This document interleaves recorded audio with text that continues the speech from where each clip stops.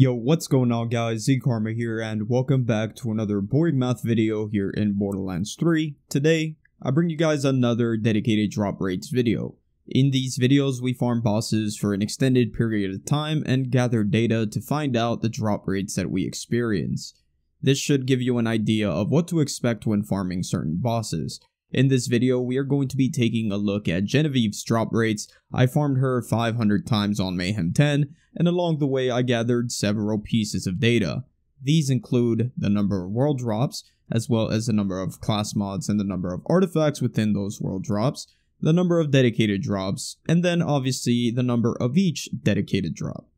Once we take a look at this information, I'll be doing a breakdown of each section and go more in depth into my drop rates experience.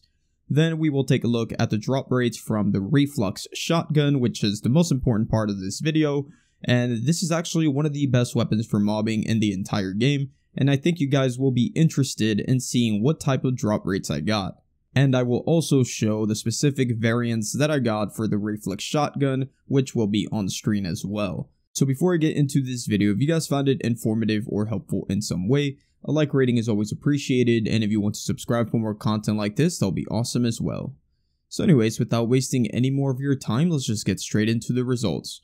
After 500 kills on GenIVIV on Mayhem 10, I got 1,288 world drops, 162 of those were class mods, and 171 were artifacts. And we also got 192 dedicated drops. So let's take a look at the world drops first. As you can see, I got 1,288, which means I averaged around 258 drops every 100 kills. I also want to show you how consistent the amount of world drops are for each set of 100 kills.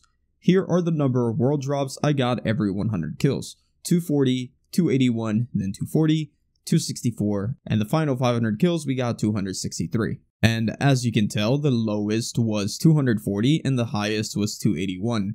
That is a range of only 41. So I think it's safe to say that for world drops, you should expect the similar results as mine, as there is a very clear consistency going on. As for class mods, I had 162 out of 1,288, which makes up about 12.6% of the total world drops. As for artifacts, we had 171 out of 1,288, which is 13.3%. For future videos, I will also include the percentage of each type of weapon, shields, and grenades. Anyway, moving on to the amount of dedicated drops. We had 192 in 500 kills, which is about a 38.4% drop rate.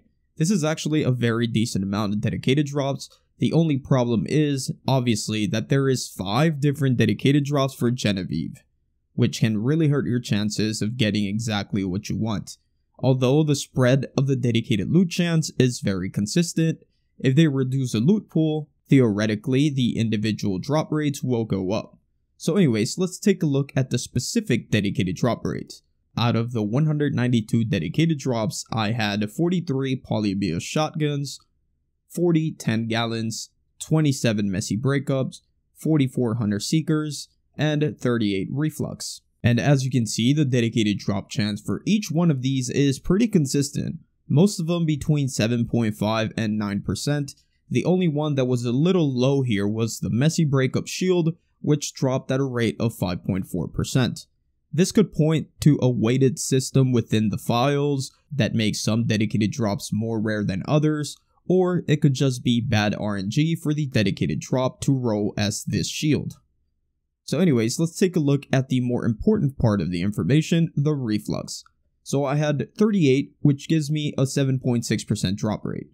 And I also took note of how many reflux I got every 100 kills. So here are the amount of reflux shotguns I got every set of 100 kills. I got 3, then I got 8, 6, 9, and 12. As you can see, consistency is not here. It is all over the place.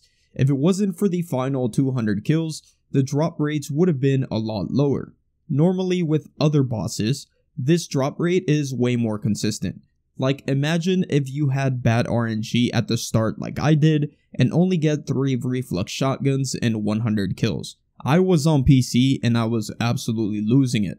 Just imagine someone on console taking about 3 to 4 hours to farm GenIVIV 100 times, only to see 3 of the shotguns to drop. And on top of that, get some really bad anointments. Something definitely needs to change, and I think the problem here is that there are way too many dedicated drops within GenIVIV's loot pool, similar to that of Agonizer 9000's. Gearbox already said that they will spread out the dedicated loot to more named enemies that currently don't have any dedicated drops assigned. If this happens, theoretically, these drop rates should increase. So let's say for example that after the changes, GenIVIV is left with only 2 dedicated drops, the Messy Breakup and the Reflux shotgun. Since our overall drop rate is 38.4%, we are looking at a theoretical 19% drop rate for the Reflux shotgun and 19% for the Messy Breakup shield. Hopefully this is the route that Gearbox is going to actually take. Regardless, I did get many great Reflux shotguns which you have been seeing on the screen throughout the latter part of this video. I really hope these changes are for the betterment of the game. As the game goes on, more and more factors reduce the chances of you finding at least something that you want. Of course, the perfect drop with the right element, anointment, parts, prefix, everything perfect should be extremely rare. That is just a necessary evil. But when finding a simple weapon with just an anointment that you're looking for, it shouldn't take more than 500 kills. Reason I say this is because I did not see a single 300/90 anointment for the Reflux shotgun. And yes, I did have the cartel event on. But anyways guys, let me know what you guys think about this video. I will do a follow-up video on this same topic after the increase in drop rates to do a comparison. So I'll kill GenIVIV 500 more times, and then I'll compare a before and after the update. So if you found this video informative in any way, a like rating is greatly appreciated, and if you want to subscribe for more Borderlands 3 content like this, that'll be awesome as well. Thank you guys so much for watching, and I will see you guys on the next one. Peace out.